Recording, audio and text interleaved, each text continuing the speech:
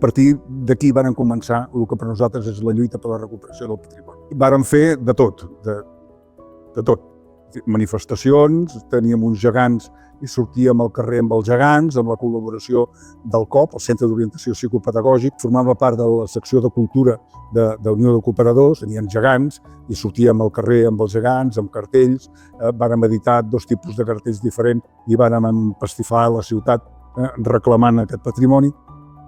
I a l'any 79, les eleccions, van ser el 78 les primeres eleccions democràtiques, vàrem aconseguir que tots els partits polítics, fins i tot els de la dreta, signessin un document on deia que aquest patrimoni d'Unió de Cooperadors s'havia de recuperar perquè tornant-lo a les cooperatives es tornava a la ciutat de Mataró. Un pas important, perquè això és el que ha fet que després es pugui vertebrar l'alternativa que vàrem donar, que era la creació d'una fundació per acollir aquest patrimoni quan aconseguíssim el retorn.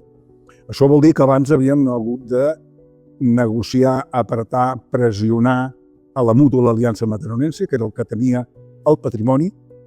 Penseu que eren 7 locals repartits estratègicament per la ciutat de Mataró, molt ben col·locats, després d'anys negociant, plorant, implorant, reclamant, protestant, vàrem aconseguir que l'Ajuntament de la ciutat aprovés la constitució d'aquesta fundació.